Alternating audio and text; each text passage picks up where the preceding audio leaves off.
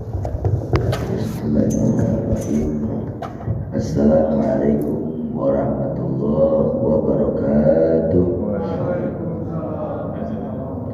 Alhamdulillah wassalatu wassalamu ala Rasulillah wa ala alihi wa sahbihi wa mawala la hawla wa la quwwata illa billah. Subhanaka la ilma lana illa ma 'allamtana innaka antal alimul hakim. Rabbi shrah li sadri wa yassir li amri wa hlul 'uqdatam min lisani yafqahu qawli. Ilahi anta maqsudi wa ridhaka matlubi atini mahabbatak wa ma'rifatak. Kita bersyukur kepada Allah Subhanahu wa taala di subuh hari yang penuh dengan keberkahan ini. Kita dapat berkumpul untuk mengkaji ilmu berjamaah, menunaikan kewajibannya. Semoga nanti di yaumil qiyamah ini menjadi saksi kita, saksi berada di hadapan Allah Subhanahu wa taala. Waj'alna min ibadikas salihin, dan dijadikan kita menjadi hamba-hamba yang saleh. Amin ya rabbal alamin. Hadirin yang dirahmati Allah Subhanahu wa taala, ini ada kitab yang saya dapatkan 2015 lalu waktu saya berkunjung ke Rusyaifah. Rusyaifah itu jaraknya sekitar 10 km dari Masjidil Haram. Itu tempatnya Abuya Sayyid Muhammad, pengarang kitab ini. Uniknya, kitab ini sangat bagus, tapi nggak boleh beredar di Saudi Arabia. Kenapa? Karena barangkali pemerintah Wahabi waktu itu secara keras melarang kitab-kitab yang berisi di dalamnya hal-hal yang menurut mereka tidak sesuai. Di antaranya adalah Mawaqil Barokah, tempat-tempat keberkahan yang Nabi Muhammad mampir waktu Isra Mi'raj. Nama kitabnya Anwarul Bahiyah min Isra Mi'raj Khairul Bahiyah. Sayangnya anak-anak Lirboyo nggak ada yang mau menerjemahkan karena dianggapnya nggak laku. Tapi ternyata ketika di Malaysia tahun 2020, beberapa tahun yang lalu, dicoba sama anak-anak Malaysia diterjemahkan. Lantas baru saja 2 minggu rilis sudah habis kitab ini. Inilah kurangnya kita menerjemahkan kitab-kitab seperti ini. Masya Allah tabarakallah, bila pernah dengar cerita Masyitoh, dengar cerita Nabi Muhammad mengimami di langit, dengar cerita pemilihan buruk kendaraan Nabi. Buruk itu bukan satu, Pak, ada miliaran buruk yang akan nanti kita kendarai insya Allah. Siapa buruk apa itu yang dipilih, apa itu buruk. Kemudian Nabi turun di Bethlehem, Nabi turun di Thaibah, Nabi turun tempat Nabi Musa. Itu Nabi mampir, makanya perjalanannya adalah perjalanan sejarah. Karena Isra Mi'raj adalah perjalanan sejarah, orang itu dikasih tahu sama Nabi Muhammad, hargailah sejarah. Nah, ini kan bersinggungan dengan teman-teman pemerintah Saudi waktu itu, yang dimana sejarah diberangus semua. Bayangkan, rumah tinggal dan tempat lahir Nabi Muhammad jadi perpustakaan. Rumah Aminah dihancurin, kubur Siti Aisyah disembunyikan. Masya Allah, padahal itu sejarah. Dan anak-anak kita seperti hilang sejarahnya, seperti putus ketika dinasti Ottoman selesai memegang Masjidil Haram. Timbullah anak-anak Najd Muhammad bin Abdul Wahab yang dipanggil dengan Wahabi itu, dengan Muhammad Al-Sumud Al-Arabiyah, sehingga sejarah-sejarah itu dilupakan. Nah, kitab ini mengupas sejarah. Kalau kemudian Masjidil Haram, di mana letak buruk itu ditambatkan? Kan buruk itu kan kendaraan, kepalanya manusia, badannya kuda, bersayap 2. Idza kana janahai, kalau ia mengepakkan sayap, maka sekelebatan mata memandang. Masya Allah, tabarakallah. Ini kan sejarah, tapi sejarah ini telah dilupakan. Coba bayangkan kalau Nabi Muhammad ada di Halim Perdana Kusuma, untuk kemudian beliau berangkat Isronya dari Halim, berangkatnya ke Surabaya, pasti itu semuanya Orang Indonesia itu orang yang sangat menghargai sejarah. Pasti kemudian tambatan kudanya, jangankan Nabi Muhammad sampai sekarang, ya sampai sekarang yang dimakan keris kupu gandring, ya apalagi benda-benda pusaka keraton masih ada. Saya bisa bayangkan kalau Nabi Muhammad diutus di Indonesia dan kita menghargai sejarah.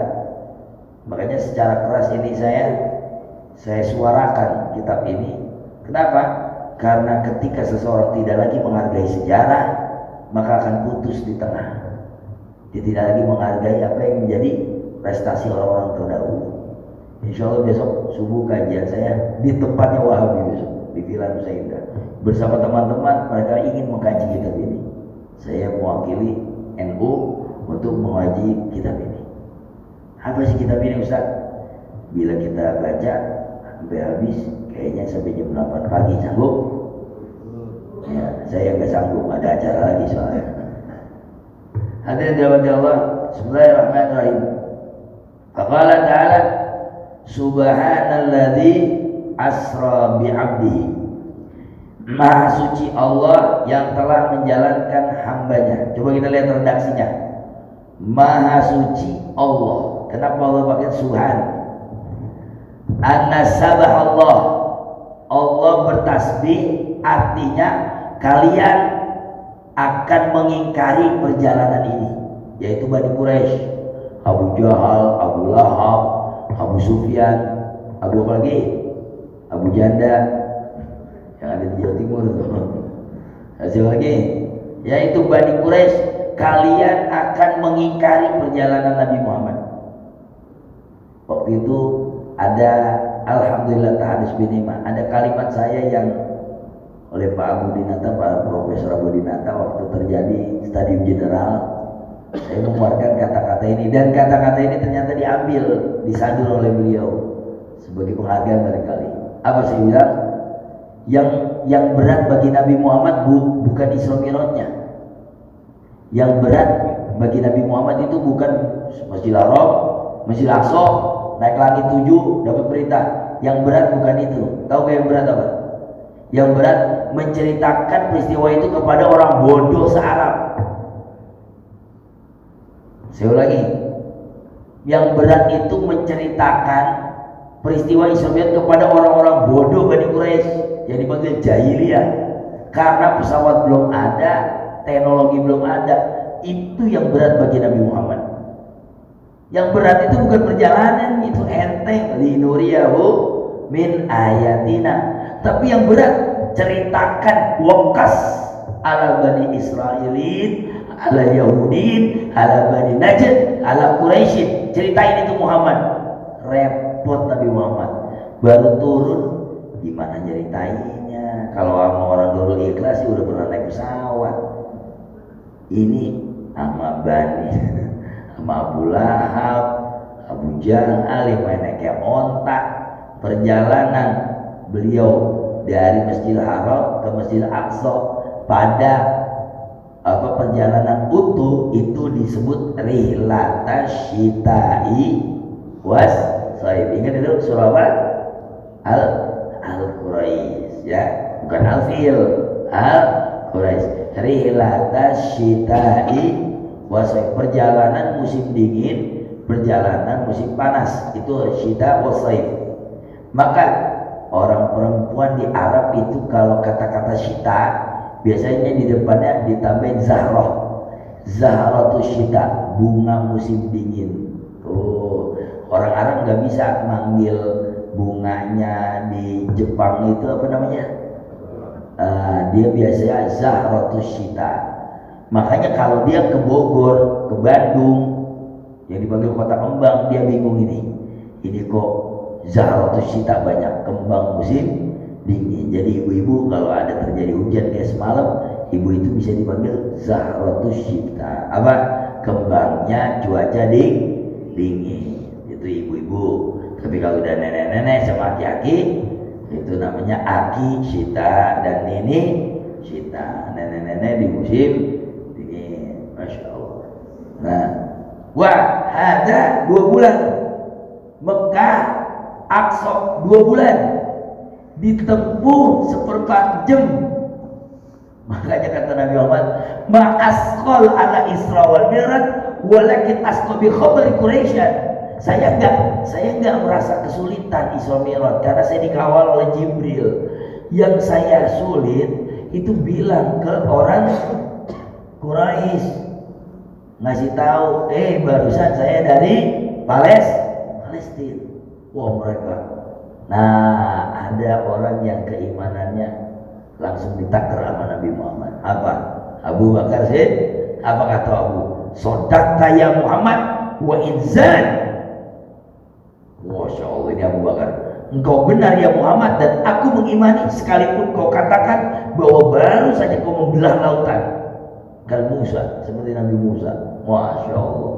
Tuh Abu Bakar cintanya udah meliputi otaknya tuh. Sementara kalau Bani Quraisy masih pakai otak, belum pakai hati. Makanya ayatnya Subhana, Maha Suci Allah yang telah memperjalankan hambanya. Kata Subhana, anna sabaha fil Isra wal Mi'raj. Kata Subha artinya itu mensucikan. Idza nadhara ila syai'in 'azam, kalau kalian melihat sesuatu yang sangat mulia, maka ucapkanlah subhanallah. Contoh, melihat pemandangan, kita mengucap apa? Subhanallah. Melihat lautan, tapi kita ucap subhanallah. Istri kita cantik, kita ucap subhanallah. Suami kita ucap, itu kayaknya ada yang ucap innalillahi itu. Ya, kalau kita lihat sesuatu yang bagus, subhanallah.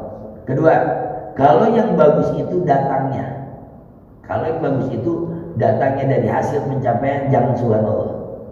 Ingat, subhanallah apa yang diciptakan oleh Allah. Tapi kalau datangnya pencapaian, jangan subhanallah, tapi masya Allah tabarakallah. Contoh, punya mobil Lamborghini, masya Allah tabarakallah. Lamborghini itu pencapaian orang. Ulang lagi, punya anak pinter, masya Allah tabarakallah. Kenapa?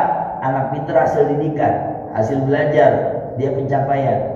Jadi sesuatu yang kita telah capai dan sesuai, ucapkanlah masya Allah tabarakallah. Bila kemudian keluarga kita diposting di WhatsApp, ada orang memujinya, maka segera kita mengucapkan masya Allah tabarakallah. Masya Allah tabarakallah itu akan menghindarkan penyakit aib. Apa itu aib? Penyakit hasutnya orang. Dan kata Nabi, penyakit aib itu lebih cepat daripada kilat menyambar.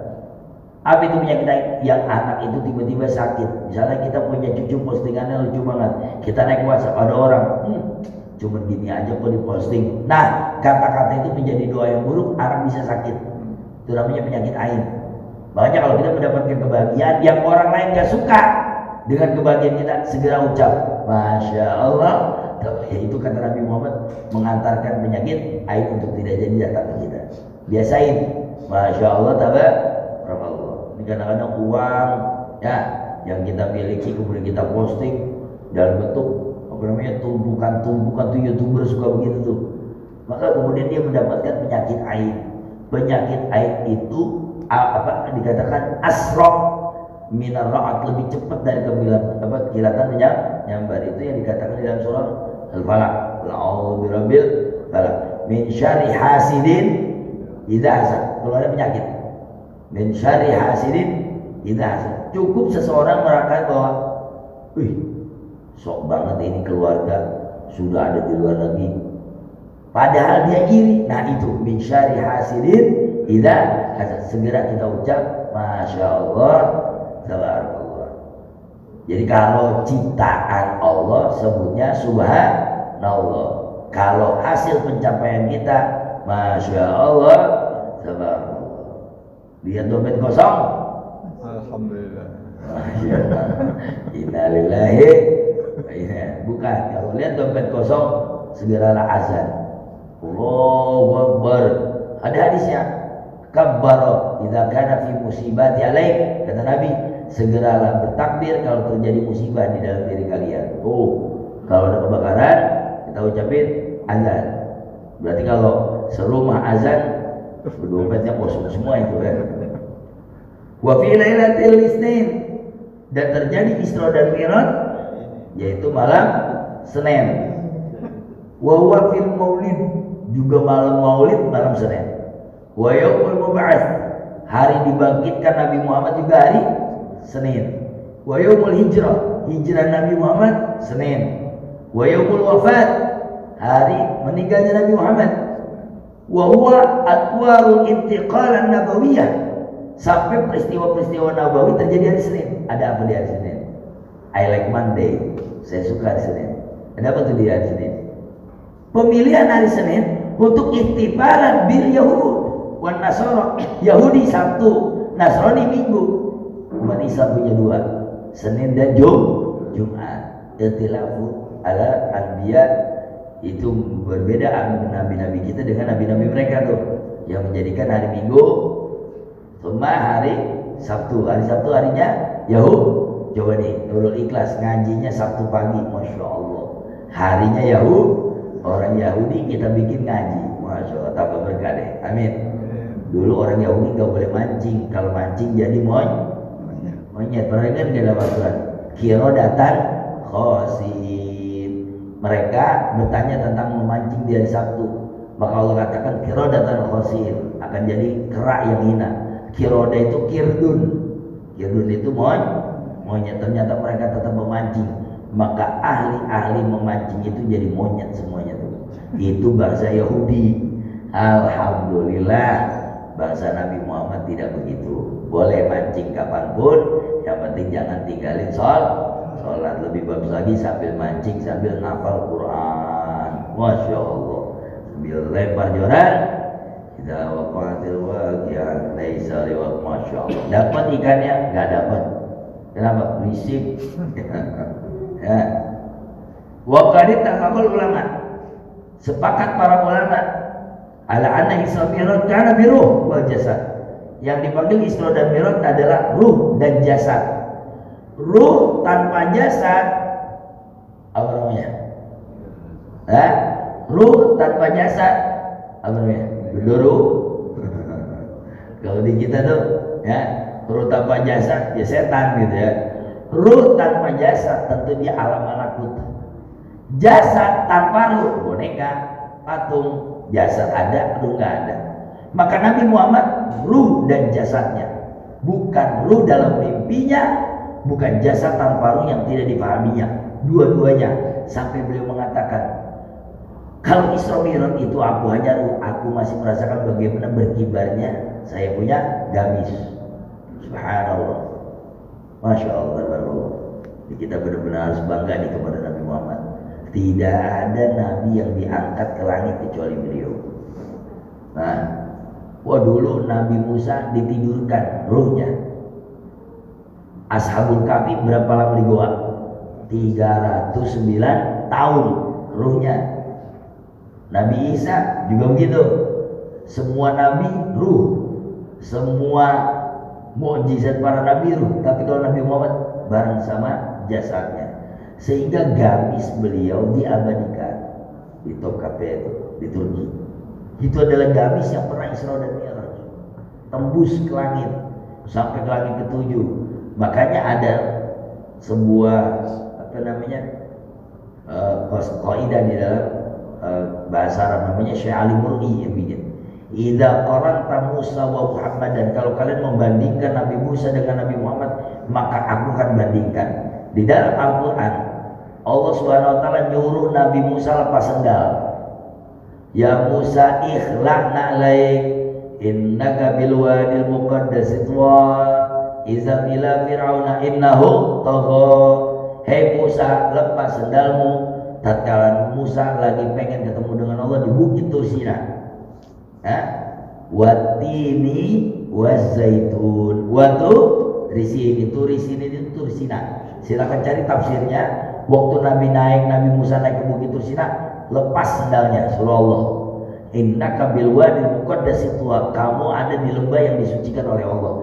Dilepas sendal Nabi Musa menunggu cahaya Allah, baru sampai wa Musa soiko. Bukit Tursina hancur, Musa pingsan. Kenapa? Nabi Musa mengundang Allah ke bumi. Sebaliknya, Nabi Muhammad Isra dan Mi'raj lengkap dengan sendal-sendalnya, di mana malaikat Jibril gak bisa nemenin. Subhanallah. Saya berasa ini ya, ketika itu Jibril, hadza firaqu baini wa bainak, ini adalah perpisahan kita Muhammad. Saya capai Sidratul Muntaha, saya gak berani ke arsy Allah. Itu kejadian Pak sama saya Pak. Cuma bedanya kalau Jibril taat, kalau saya agak bandel. Alhamdulillah binikmatillah, hari Senin lalu saya berceramah di wakil kasat kita di perumahan Pati Kuningan dengan ibu-ibu bersih waktu itu Senin kemarin. Saya ceramah jam 9:30, harus sampai di masjid 6:30 pagi Pak. Ceramahnya 9:30. Ibu Pak Arif Rahman bilang, Pak Ustadz sampainya 6:30. Saya pikir pengajian jam tuh kelar, saya itikaf di masjid. Subhanallah, Masya Allah, ahli ibadah banget saya Pak. Tidak ada yang masuk masjid 6:30 hari Senin kecuali saya. Mau gimana lagi tuh. Nah, ketika sampai di pemeriksaan pos, ternyata yang nganterin saya harus berada di tempat yang berbeda sama saya, karena kediaman beliau steril dari orang-orang. Akhirnya yang ini harus tunggu di sini gitu. Nah, saya ingat perjalanan Isra dan Mi'raj. Pak Ustadz mohon maaf, supir santrinya di sini saja di pos, tenang, ada TV, ada bahkan ada salah satu ajudan yang punya game kalau memang bete gitu nungguin Pak Ustadz, sementara Pak Ustadz naik mobil golf ke dalam gitu. Oh gitu. Saya ingat perjalanan Isra dan Mi'raj, disuruh di situ. Itu baru santri saya bagaimana Jibril alaihis salam yang gak boleh naik. Terus saya bilang, Pak, kalau saya sendiri saya iseng Pak, mohon dibolehkan dah. Akhirnya saya lapor komandan, Pak Ustadz minta ditemenin. Saya bilang aja, saya kalau nggak ada ini badan saya lagi mau dipijit Pak. Saya bilang gitu aja. Pada santri saya nggak bisa pijit sama sekali itu. Iya, saya pengen dipijit dulu di masjid kan sambil nunggu 2,5 jam. Rupanya setelah itu ada koordinasi dengan komandan, nggak boleh, tetap harus Pak Ustadz karena ada Bu Dirjen dan seluruh rombongan gitu. Itu acaranya waktu itu tasyakur Arif Rahman. Baik, udah saya berangkat. Saya rasa-rasa ini kayak Isra dan Mi'raj, di mana ajudan disuruh di situ kita berangkat. Nah uniknya sampai di ibu, saya bilang, Bu, saya ada santri di pos. Ya mereka sih, tapi saya rasa saya nggak enak Bu sendirian. Oh ya, suruh kemari saja. Kenapa ditahan di pos gitu? Nah, ini dia. Ya, saya bilang tolong Jibril saya bawa kemari. Udah boleh sama gue bos. Itu bayangkan Nabi Muhammad dilepas oleh Jibril Sidratul Muntaha. Makanya Nabi Muhammad gak mau. Hadzal firaqu bainana wa baina. Ini adalah perpisahan kita Muhammad. Lalalala, kata Nabi Muhammad. Anta ikhwani min Masjidil Haram ila Masjidil Aqsa. Summa hatta an. Kamu itu nemenin saya Masjidil Haram, Masjidil Aqsa sampai kita jalan-jalan. Saya mengimami para nabi. Kok tega sampai sini kita berpisah? Apa kata-kata Jibril? Ini adab, ini akhlak. Laisa haza maqami. Saya bukan gak cinta kamu. Ini perintah Allah. Kalau saya naik pecah, hancur saya. Subhanallah. Dan Nabi Muhammad bareng sama gamis-gamis jeleknya naik ke atas. Di situ ulama sepakat. Coba kita lihat perkataan ulama. Yang kitab ini dilarang di Saudi. Apa kata beliau? Idza kana aidon, kalau begitu adanya walibasuhu wa na'luhu wa kullu masya'inin muta'allaq bi badani a'zam wa a'la min malaikat Jibril. Kalau begitu, tanpa beliau ganti baju, ganti sendal, maka sendal bajunya saat beliau Isra Mi'raj itu lebih mulia daripada malaikat Jibril. Apa yang menempel kepada Nabi Muhammad ngikut, sementara Jibril berhenti di Sidratul Muntaha. Beliau kan gak telanjangan. Jadi apa yang menempel? Karenanya lah asarun nubuwah, bekas-bekas Nabi itu berkah. Saya katakan sekali lagi, ini yang gak dimauin oleh pemerintah saat itu. Dianggap nanti ada kultus terhadap gamis Nabi yang udah sampai, sehingga disembunyikan. Makanya kitab ini gak boleh diedarkan. Padahal betul adanya. Apa saja yang nempel kepada Nabi Muhammad pasti berkah. Contoh, diperkuat oleh Sayyid Muhammad, karena beliau kan dilarang ini pesantren beliau. Saya ke Rusaifah aja harus laporan dulu.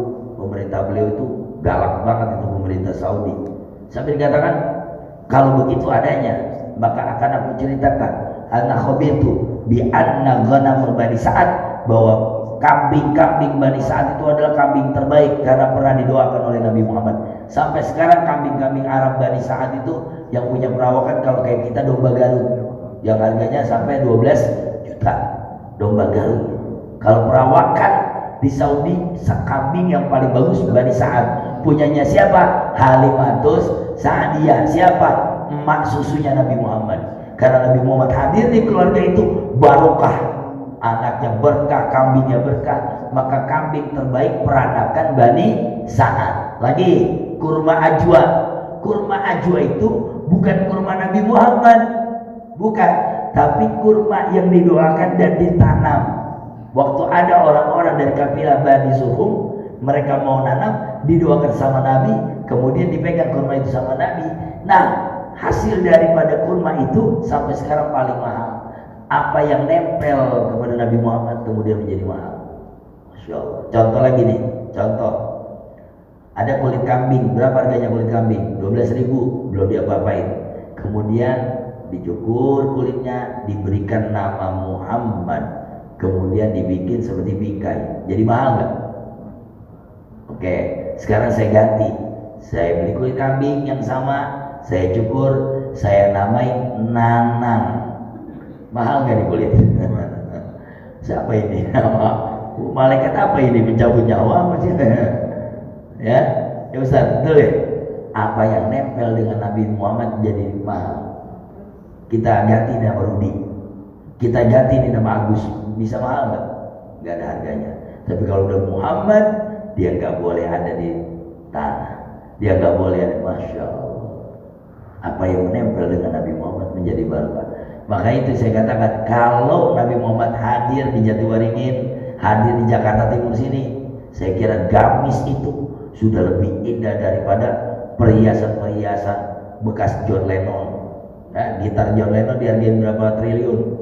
Masya Allah, bukan miliar lagi Pak. Katanya gitar John Lennon itu sudah tembus harga 1,5 triliun. Sebuah gitar. Bayangkan gamis Nabi Muhammad yang Isra dan Mi'raj. Makanya pemerintah yang paham waktu itu dinasti Ottoman yang dibilang oleh Turki.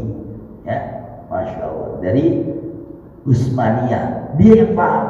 Masuklah Al-Wahabiyah, nggak paham tentang itu.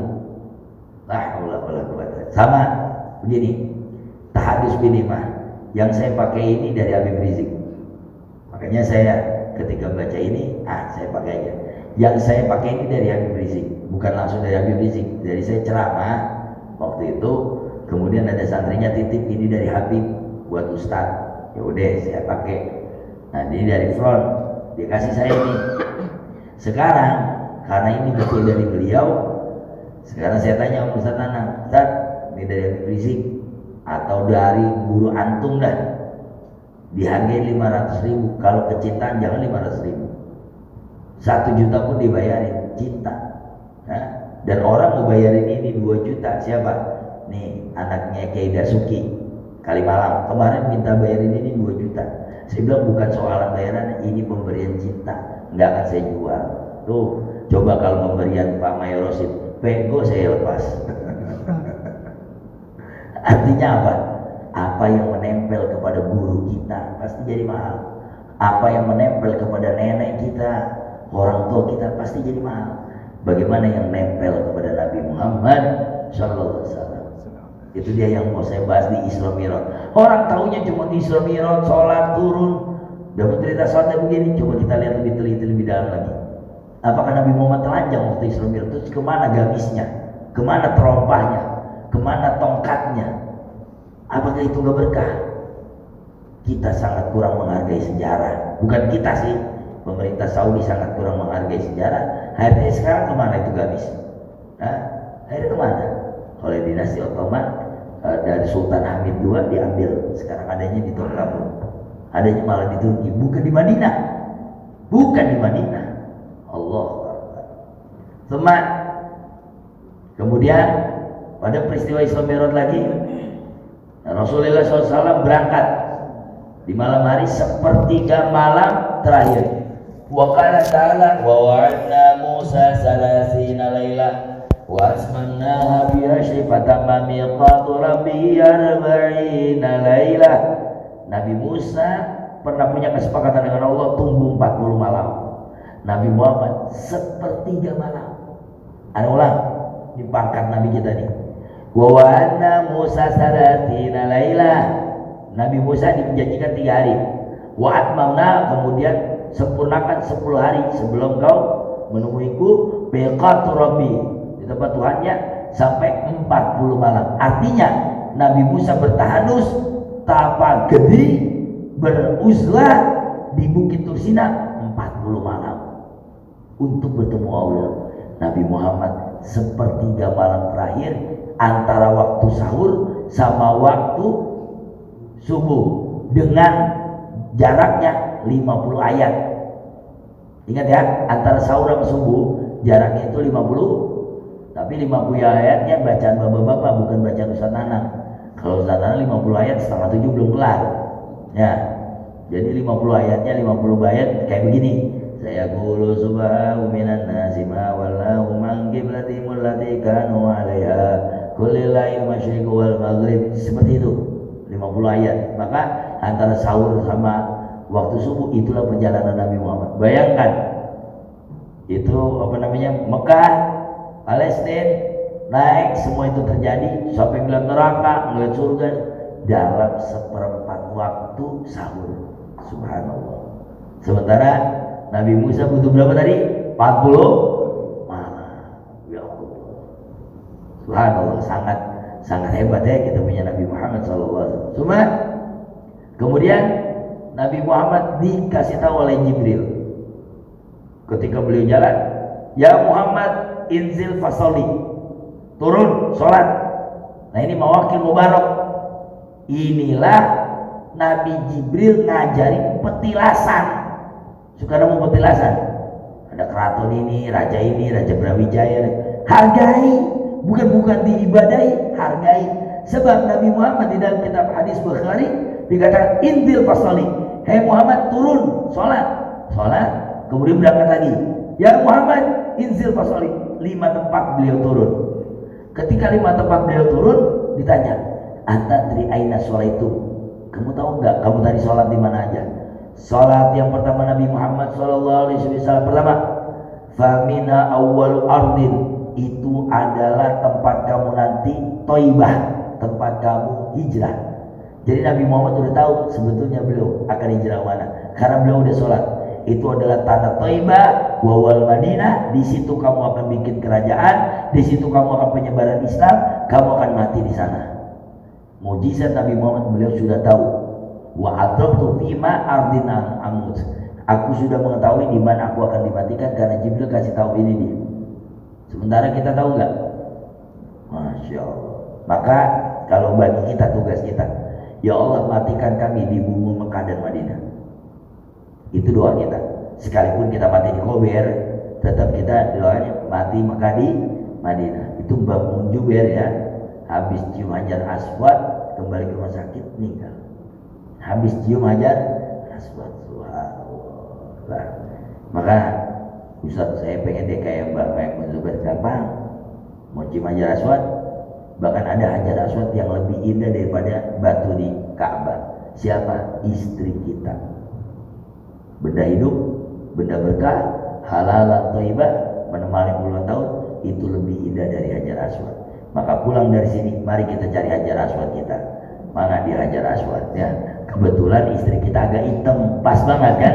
Hajar aswad adalah batu hitam. Jadi yang kita cium adalah istri kita yang cukup hitam. Insyaallah. Cuma kemudian beliau turun.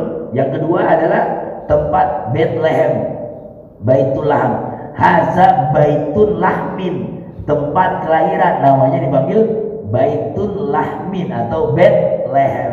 Tuh orang Yahudi itu nggak fasih kalau ngomong. Muhammad Mehmet, Musa Moses, Yakub Jacob, Yunus Yohanes, ya kan? Dia kan makanya suka ganti-ganti nama orang, itu adalah Bani Israel tuh.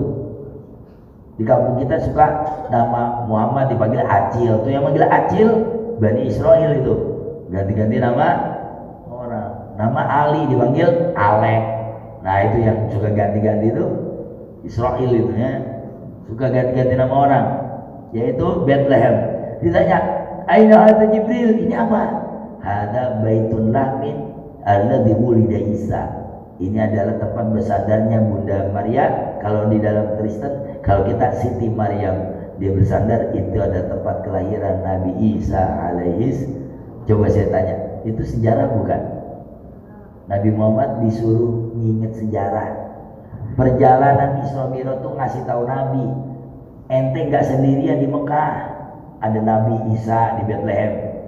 Kemudian itu ada Madinah. Ini ada lagi Indah Syajari Musa. Ketika beliau berangkat, ini adalah tempat Nabi Musa istitola tahta hina kharaja minal Misr. Ketika Nabi Musa diusir dari Mesir, beliau bersender di pohon.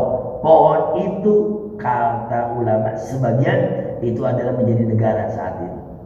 Ya, Nabi Musa alaihis diusirkan dari Mesir beliau.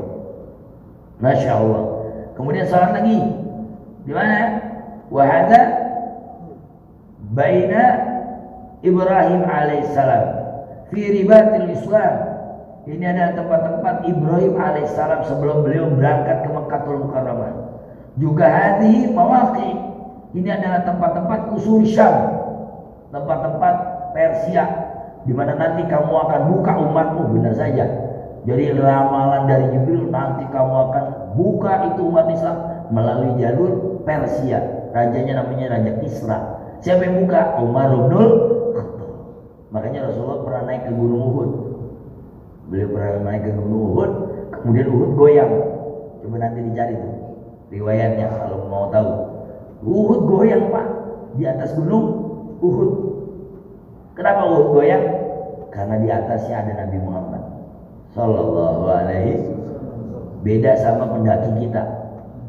Goyang tuh bukan buat bangga di atas pundaknya ya, malah meleduk tuh Gunung Merapi ya. La haula wala quwwata. Ketika Uhud goyang, subut ya Uhud, inni nabiyun wa hadha siddiqun wa hadha syahidani. Diam Uhud, diam. Aku adalah nabi. Di sampingku Abu Bakar Siddiq, kedua ini adalah sahabatku yang meninggal dalam keadaan mati syahid. Uhudnya diam. Ditanya sama Abu Bakar, hadil mawaqi, kenapa ya Rasulullah? Oh, kita merasakan goyang. Inna Uhud yuhibbuni wa ana uhibbu Uhud. Aku mencintai Uhud dan Uhud mencintaiku. Dan idza kana ra'a fil biladil ardi kusur min biladil jannah Uhud. Kalau pengen lihat beberapa bentuk gunung di surga, itu adalah Uhud. Jadi kalau kita lihat Uhud, kita suruh banyak sholawat, karena nanti di surga ada gunung Uhud. Subhanallah. Kenapa Uhud begitu? Udah cerita Uhud ya, nek? Uhud lah yang menghalangi Nabi Muhammad dari pasukan perang Uhud. Uhud lah yang menaungi darah Nabi Muhammad yang turun malaikat Jibal. Bayangin coba, Nabi Muhammad berdarah-darah. Sekarang celah Nabi Muhammad berdarah ditembok Pak sama Wahabi. Belum pernah ke sana belum? Makanya kalau travel, kalau ikut umroh, coba tanyain Sakruddin, saya pengen ke Uhud, tempat Nabi Muhammad dulu bersembunyi, di mana beliau udah berdarah-darah. Nah, tempat beliau bersembunyi itu Pak, sekarang ditembok.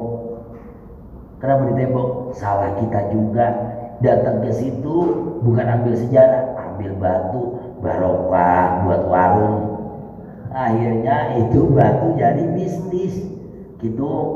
Ya, orang kita ambil ini barokah, kata Ustaz Nanang, biar pokoknya saya laku. Ambil batu Uhud. Itu gunung Uhud, pasirnya itu unik, warnanya kemerah-merahan. Maka kata Nabi Muhammad, kalau kau mau melihat salah satu gunung di surga, lihatlah Uhud. Uhud itu lebih dari saudaraku, kata Nabi Muhammad. Subhanallah. Oh, jangan kalah sama Uhud. Uhud aja girang sama Nabi. Ini orang nurul ikhlas, yang punya hati yang mulia, enggak pernah girang sama Nabi Muhammad. Gunung aja seneng. Artinya apa? Jangan kalah sama Uhud. Kalah sholawatnya, kalah sunnahnya, kalah kecintaannya kepada Uhud. Uhud gunung mati, tapi begitu Nabi Muhammad SAW ada di atasnya dengan 4 sahabatnya, bergoyang itu Uhud. Subhanallah. Nah kemudian ditanya sama Abu Bakar Siddiq, ada apa dengan Uhud ini? Uhud mencintaiku dan aku mencintainya. Waktu itu kan Nabi Muhammad ditawarin ya, terjadi perang Uhud, pasukan Khalid bin Walid bermanuver lewat belakang, pasukan Gunung Rumat turun. Itu kalau kita dekat Paman Hamzah, kuburan Paman Hamzah yang udah dipagar, kan ada Gunung Jabal Rumat. Nah ini tempat pemanah nih. Nanti bisa orang travel kasih tahu. Nah sejajar ini nih yang kalau dari atas utara itu kelihatan kayak gunung kemasan, itulah gunung surga nanti. Namanya Uhud. Jadi kalau mau lihat Uhud tuh lihat sekarang, karena nanti di surga ada gunung seperti itu. Subhanallah. Turun malaikat gunung, Malakul Jibal namanya, nanya kepada Nabi Muhammad, Muhammad, kamu telah kalah. Kalau mau, saya kerahkan 1 batalion, saya hancurin itu pasukan. Apa kata Nabi Muhammad? La ya Malak, innahum la ya'lamun. Jangan, itu dia gak bertahu saya siapa. Subhanallah. Makanya ahli Uhud sekarang menjadi ahli dalam riwayat, karena Ikrimah bin Abi Jahal itu cinta sama Nabi Muhammad, anaknya Abu Jahal.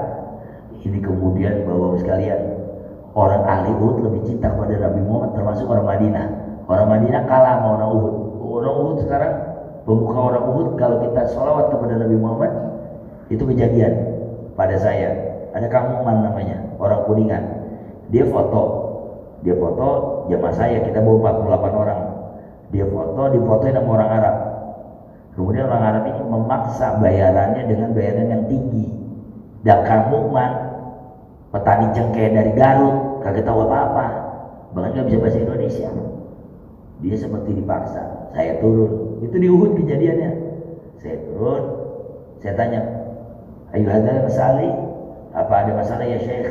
Katanya, wah ada tadi dia nggak bayar saya. Kalau bahasa tukang foto, lah, ini maglab mana duitnya? Saya bilang gitu. Ini maglab ada duitnya.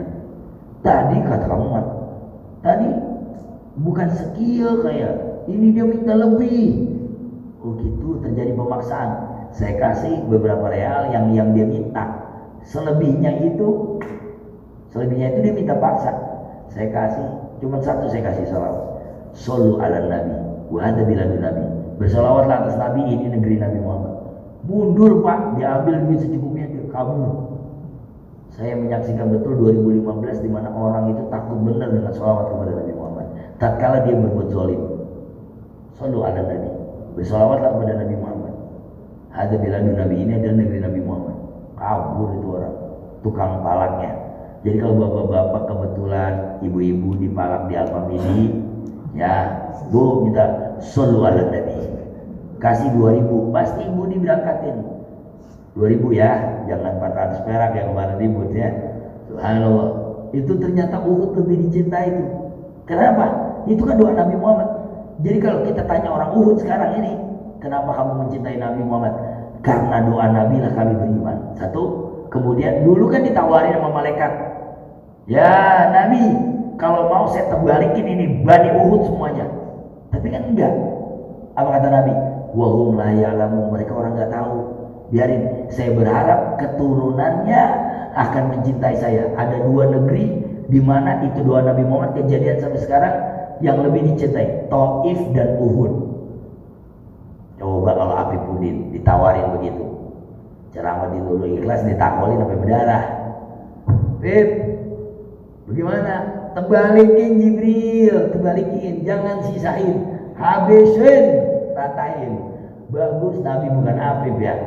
Kalau saya udah berdarah-darah begitu ditawarin, la ilaha illallah. Sampai situ Masya Allah, ini mudah-mudahan menjadi pelajaran sejarah bagi kita dalam kupas tuntas Isra dan Mi'raj. Intinya Isra perjalanan di waktu malam, Mi'raj adalah menuju kepada Allah. Dan bapak-bapak sudah Isra Mi'raj. Tadi jam 4 kita berangkat, itu namanya Isra, perjalanan di waktu malam dari rumah ke Nurul Ikhlas, namanya Isra. Allahu Akbar, naik Mi'raj. Apa kata Nabi? Saya bukan Nabi yang egois. Kalian mau Mi'raj? Kalian mau seperti saya? Sholatlah. Inna sholata mi'rajul mu'min. Sesungguhnya sholat kalian itu naik Isra dan Mi'raj. Sama. Jadi nanti kalau kita udah mulai belajar bahasa Arab nih, Isra, berarti Isra perjalanan di waktu malam. Bapak pulang dinas malam, itu namanya Isra. Sampai rumah naik keranjang namanya Mi'raj. Wallahu a'lam bishawab. Al-Fatihah. Bismillahirrahmanirrahim. Alhamdulillah rabbil alamin.